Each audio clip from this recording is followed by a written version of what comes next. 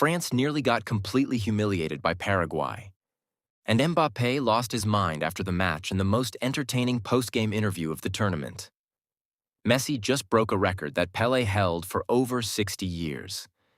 The most heartwarming story of this World Cup, Cape Verde and their legendary goalkeeper Vozinha, came to an end, but in the most beautiful way imaginable. Morocco are quietly becoming one of the most dangerous teams left in this tournament. And Jurgen Klopp just confirmed he is in talks to become the next Germany manager. Another incredible day. Let's get into all of it right now. Let's start with the match that had everything. Terrible football, a brawl, a penalty, and one of the most unhinged post-match interviews you'll ever see. Paraguay came into this game with one mission: make it as ugly as possible. They'd already eliminated Germany by defending for their lives and winning on penalties. Against France, they went even further. When they had the ball, they didn't even try to counterattack. They just launched it into the stands to waste time and reset into their defensive shape. Absolute pure anti-football from start to finish. And for a long time, it worked. France went the entire first half without a single shot on target. Against Dembélé, Olise, Mbappé, and Barcola, not one. Paraguay's plan was working perfectly. But there was another storyline developing in parallel. Paraguay were specifically targeting Mbappé, kicking him, provoking him, getting in his head. And it worked. A lip reader apparently picked up Mbappé threatening something very unpleasant involving the mother of one of the Paraguayan players. Kylian was absolutely furious throughout. The breakthrough came in the second half when substitute Désiré Doué, fresh legs and technically brilliant, started tearing through Paraguay's defense. The first time he drove into the box, a defender got away with it. The second time, the foul was blatant, and the referee pointed to the spot after reviewing the VAR. Mbappé stepped up and converted. Clinical as always. After that, Paraguay had even less football, if that was even possible. And when the final whistle blew, both sets of players immediately ran at each other. The first proper brawl of this World Cup. A fitting end to a match that had almost no football in it whatsoever.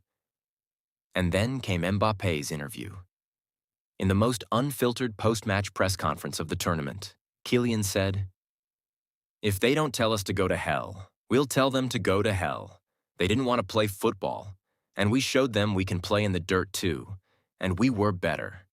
We were better even in that dirty football." Unhinged, iconic, completely understandable given what he went through for 90 minutes. France scored just one goal, their lowest output of the tournament. In all 4 previous matches, they'd scored 3. Paraguay made it genuinely uncomfortable. But France are through to the quarterfinals where they face Morocco. And yes, that match is going to be absolutely electric. Paris is going to go completely insane whatever the result. Now to the story that never gets old, because Lionel Messi simply cannot stop making history. Against Cape Verde, Messi scored again, extending his consecutive scoring run at World Cups to 8 matches in a row. An absolute record. Nobody in the history of this tournament has ever done that. But the even bigger record? Messi now has 6 goals and 6 assists in World Cup knockout matches. 12 total goal contributions in the knockout stage alone. That breaks the record held by Pelé for over 60 years. 6 decades. And it's gone. Let's think about what that means. Pelé, widely considered one of the 2 greatest players who ever lived, held that record from the 1950s and 60s.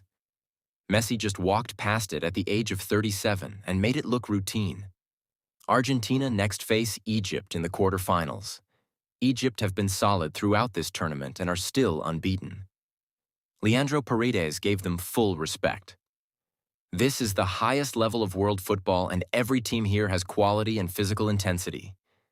Egypt can create serious problems for us. We need to be fully prepared. He's not wrong. Cape Verde just showed that Argentina can be troubled. Vozinha made 8 saves, saved 5 Messi shots personally, and nearly pulled off one of the greatest upsets in World Cup history.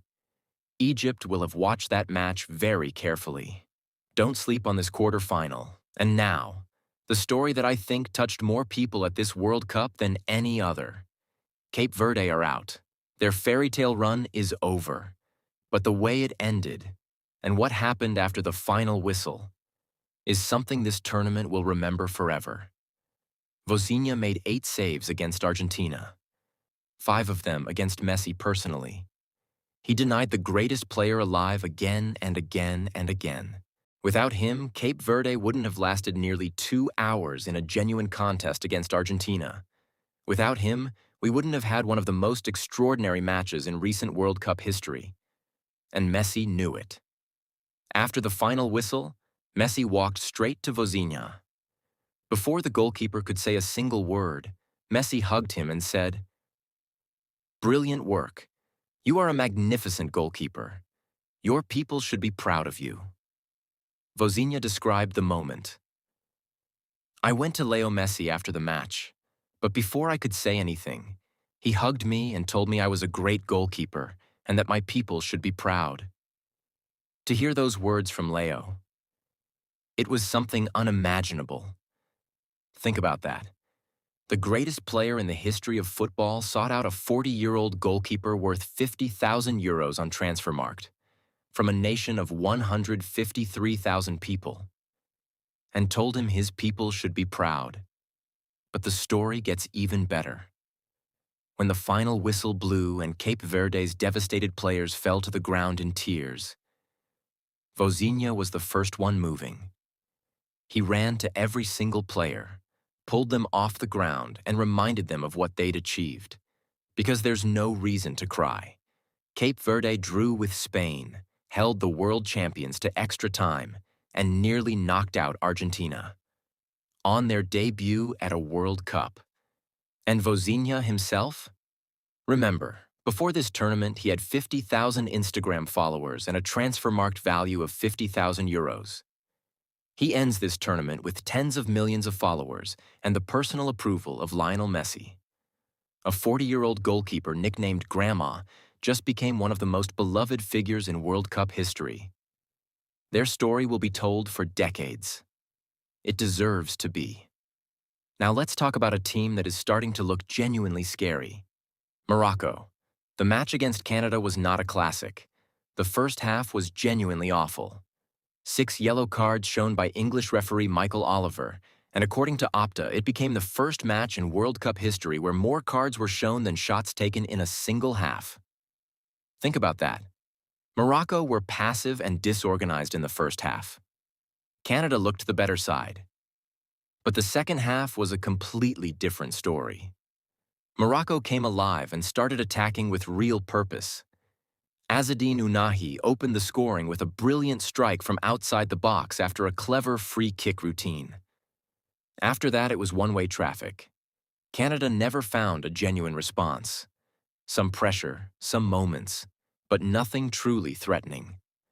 Morocco, meanwhile, were finishing almost every dangerous attack. Final score: Morocco 3-0 Canada. And Brahim Diaz contributed 2 assists, giving him 4 assists at this World Cup, breaking the record for the most assists by an African player in World Cup history. Now step back and look at Morocco's tournament as a whole. They drew with Brazil and were arguably the better team that day. They knocked out the Netherlands with dominant play throughout before winning a penalty shootout. And now they've demolished Canada 3-0. One more win, and Morocco matched their extraordinary semifinal run from the last World Cup. And honestly, the way they're playing, a final appearance doesn't feel far-fetched at all. And finally, the news German football has been waiting years to hear. Jurgen Klopp has confirmed he is in active negotiations to become the next Germany manager.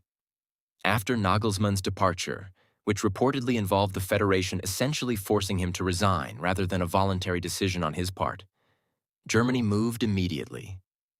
And they went straight to Klopp.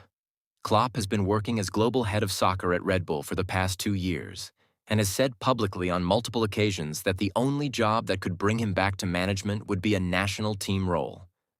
Well, here it is. In his own words, "Yes, I can confirm these negotiations. It all happened quite quickly. Julian resigned, the DFB is looking for a successor, and they are in talks with me. I am interested in the role of Germany head coach. The negotiations will be intense because this concerns many problems in our football, not just Julian Nagelsmann's failure. There are already certain thoughts in my head. Some things in German football need to be changed fundamentally."